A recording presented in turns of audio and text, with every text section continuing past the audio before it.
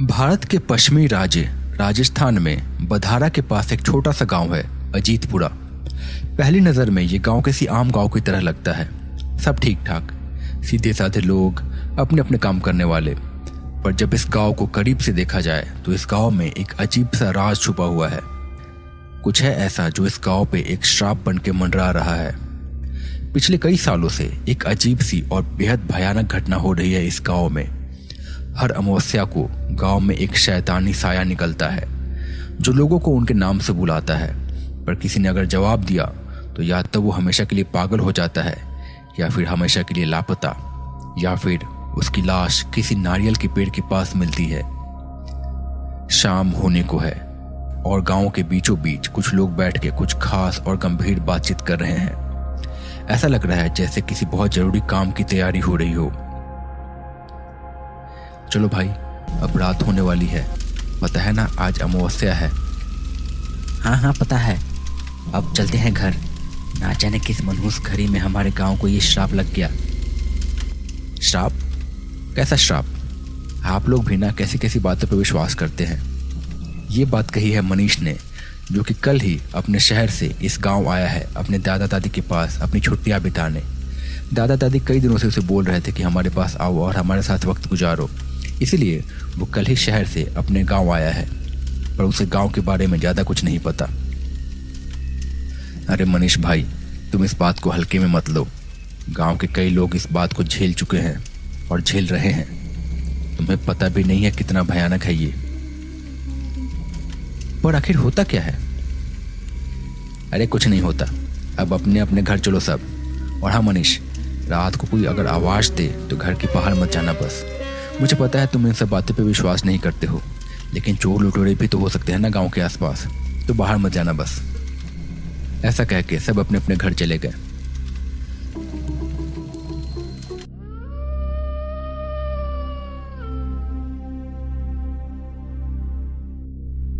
रात ढल आई। हर ओर सन्नाटा छा गया है। आसपास का इलाका शांत और ठंडा हो गया है। कुछ कीड़े मकोड़ों की आवाजें आ रही हैं। सबको पता है कि रात को बाहर जाना सही नहीं है। धीरे धीरे रात गहरी हो गई। रेगिस्तान का गांव शांत हो गया। कुछ घरों में अभी भी लालटेन धीमी रोशनी में जल रही है। दिन में जहां इतनी गर्मी थी, वही इलाका अब रात को धीरे धीरे बहुत ज़्यादा ठंडा होते जा रहा है। मनीष अपने कमरे में सो रहा था, पर उसे सिगरेट पीने की तलब हो रही थी। पर वो घर में नहीं पी सकता था क्योंकि घर में उसके दादा दादी भी थे। उसने बाहर ही जाके पीने का सोचा। रात को वो बाहर आया। बाहर आने के बाद उसे एक अजीब सी रोने की आवाज़ सुनाई दी। उसने देखा कि थोड़ी दूर पे एक करीब 8-10 साल का बच्चा बैठा हुआ है और बड़ी जोर जोर से रो रहा है। वो थोड़ी दूर आगे बढ़ा और मनीष ने उससे पूछा, कौन हो तुम और यहाँ क्या कर रहे हो? वो बच्चा फिर भी रोते रहा, पर अब धीरे धीरे कुर्राने भी लगा।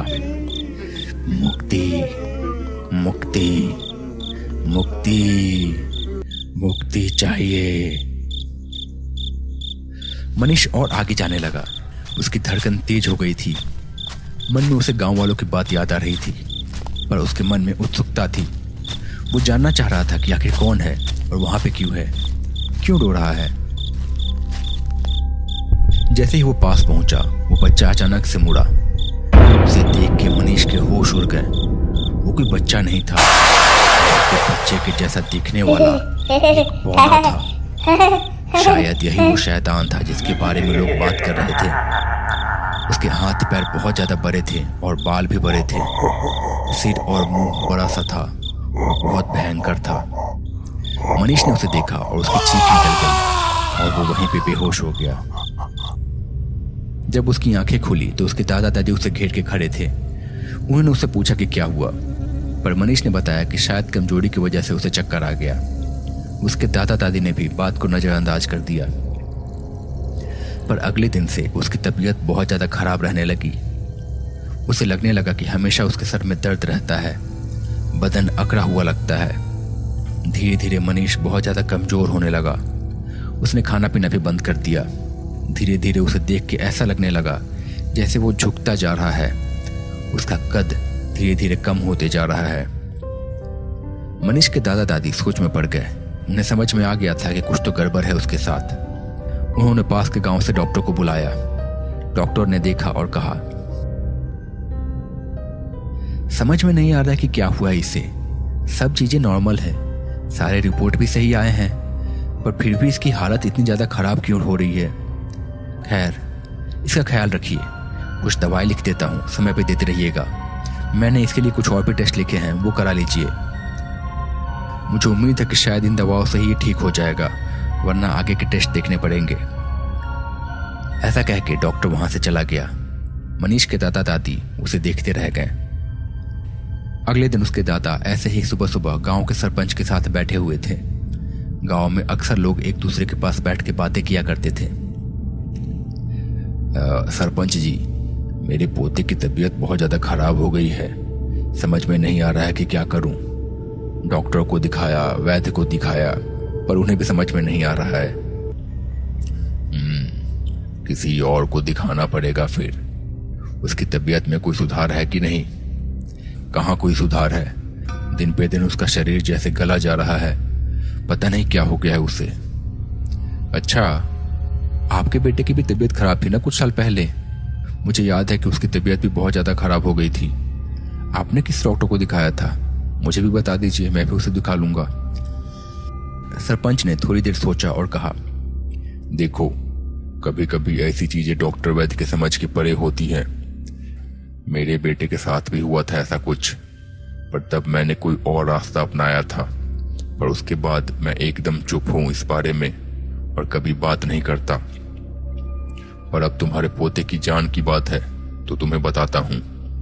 गांव के दक्षिणी कोने पे एक तांत्रिक है। आज रात को उसके पास चलेंगे। हो सकता है वो कुछ मदद कर दे। मेरे बेटे की भी जान उन्होंने बचाई थी।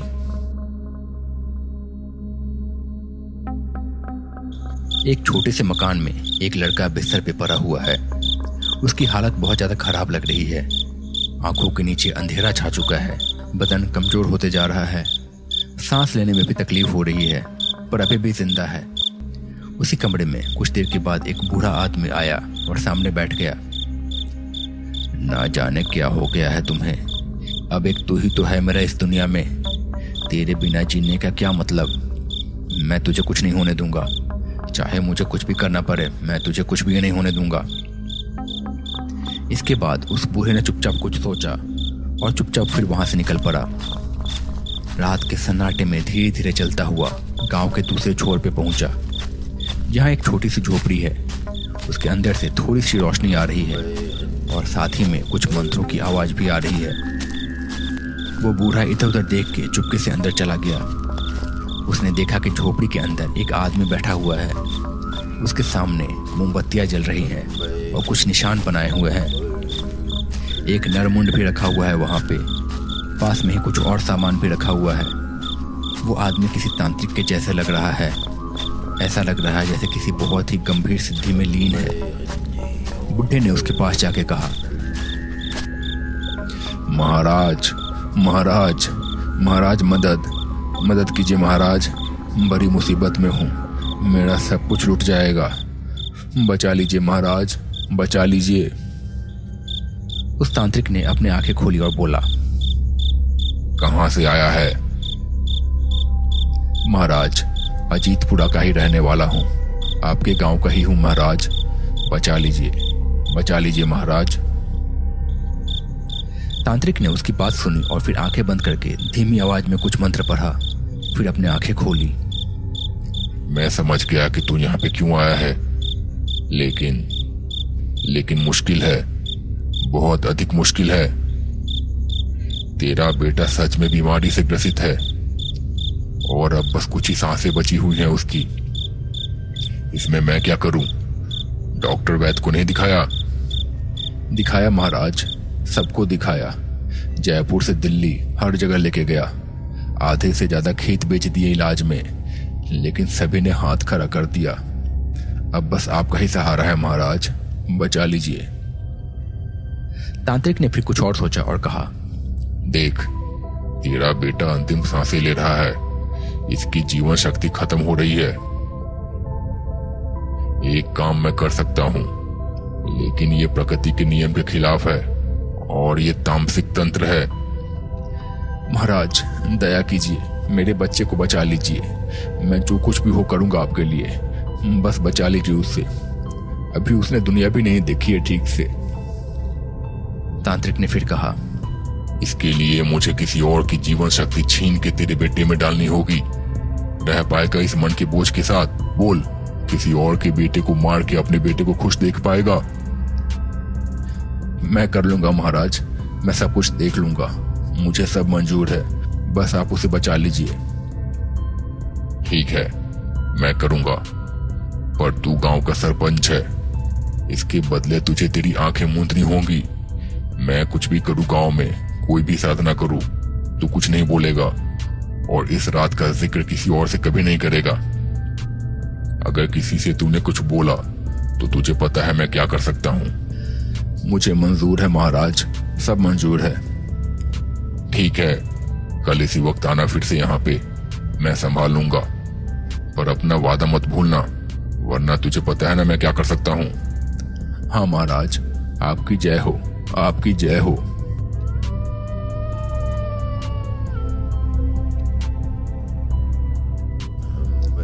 रात खामोश हो चुकी है। तांत्रिक अपनी झोपड़ी में बैठ के कुछ ऐसे ही मंत्र पढ़ रहा है। उसके पास मोमबत्तियां जल रही हैं और पास में ही एक हरे रंग का नारियल रखा हुआ है। उस नारियल पे कुछ धागे बंधे हुए हैं और काले रंग से तिलक लगाया हुआ है। कुछ देर के बाद तांत्रिक झोपड़ी से बाहर निकल आया, नारियल हाथ में लेके, एक ऐसे घर की तलाश में जिसमें कोई अकेला आदमी रहता हो और जो स्वस्थ हो। कुछ दूर टहलने के बाद वो एक घर के पास पहुंचा। ये घर टिंकू बौने का था। गांव के लोगों ने इसे पूरी तरह से अपनाया नहीं था और उसके माता पिता नहीं थे। अपने छोटे से घर में वो अकेला रहता था। तांत्रिक घर के पास पहुंचा और एक अलग आवाज में उसने बुलाया, टिंकू, टिंकू सुनो, आओ तो बाहर। कुछ देर में टिंकू बाहर आया। जैसे ही वो बाहर आया, उस तांत्रिक ने उस पर कुछ राख फेंकी और टिंकू गिर पड़ा। फिर तांत्रिक ने मौका देख के उसका गला रेत दिया और फिर नारियल को उसके पास लेके गया। फिर वो चुपचाप अपनी झोपड़ी में लौट आया। उसके कुछ ही देर में गांव का सरपंच वहां पहुंचा। ये लो नारियल, इसे अपने बेटे के पास लेके जाओ, इसका पानी अपने बेटे को पिला देना, वो ठीक हो जाएगा, पर अपना वादा मत भूलना। सरपंच ने नारियल ले लिया और ले जाके अपने बेटे को पिलाया। अगले दिन से उसके बेटे की तबीयत ठीक हो गई, पर टिंकू बौने की लाश जाने कितने दिनों तक वहीं पड़ी रही। गांव के दक्षिणी कोने पे एक तांत्रिक है, आज रात को उनके पास चलेंगे, हो सकता है वो कुछ मदद कर दे। मेरे बेटे की जान भी उन्होंने बचाई थी। हाँ ठीक है, इस समय तो जो भी सहारा दिखे अच्छा है। रात फिर से घिर आई। सन्नाटे में धीरे धीरे वो लोग किसी तरह से तांत्रिक की झोपड़ी के पास पहुंचे। अपने साथ जैसे तैसे वो लोग मनीष को भी लेके गए थे। उनके साथ एक और आदमी भी था जो कि सरपंच का वफादार था।